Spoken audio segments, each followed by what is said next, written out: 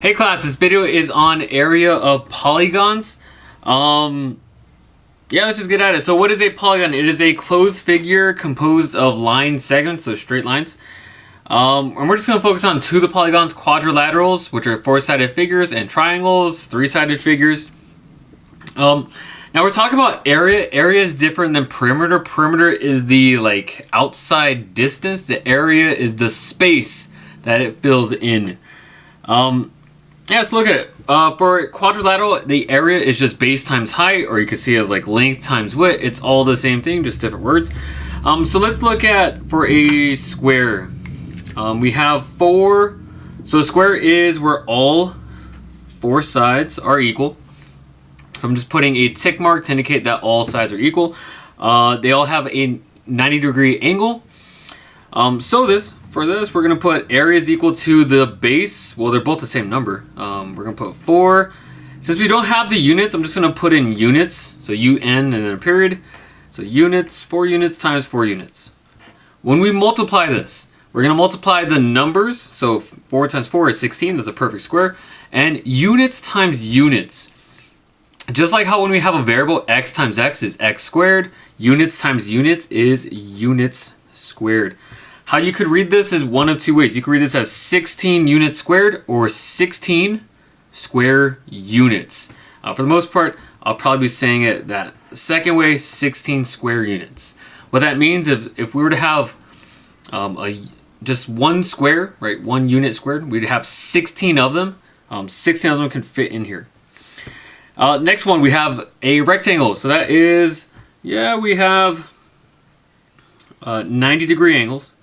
This one, the far left, is equal to the far right, so I'm putting one tick mark, and this 5 meters on the top is equal to the one that is opposite of it. So we're putting double tick marks there. So the area for this, we're going to multiply 2m, 2 meters, times 5 meters. 2 times 5 is 10, and meters times meters is meters squared. So I say this is the area is 10 meters squared, or 10 square meters. Same thing. For this means if we were to have a meter, so a meter is roughly a yard. So a square where the side length is 1 meter, we would have 10 of those to fit into this rectangle. Parallelogram, that is where opposite sides are parallel. So we have these two, top and bottom. We have one arrow going across. And then the left and the right, we have 2 arrows going across to indicate that those are parallel with each other.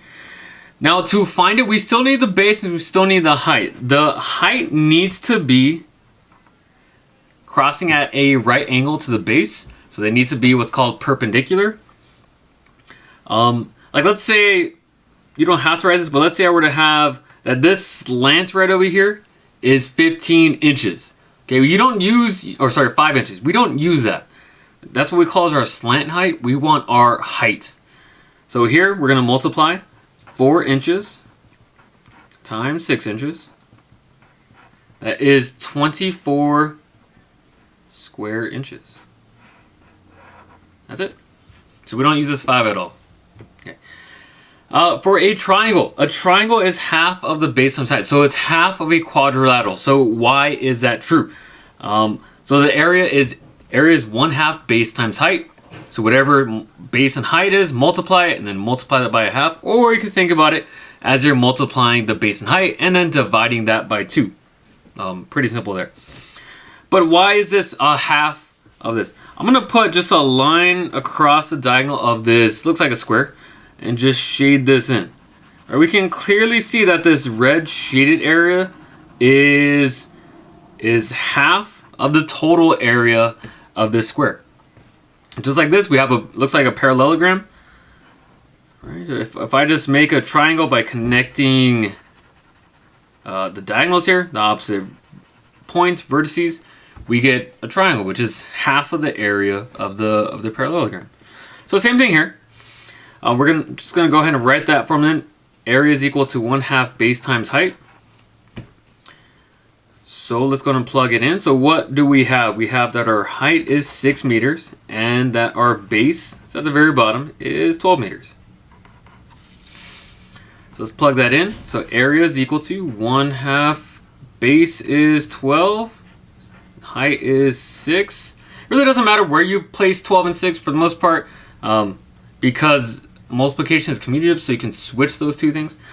Now, if I multiply these two things, you can try to do scratch work off to the side, that is equal to 72.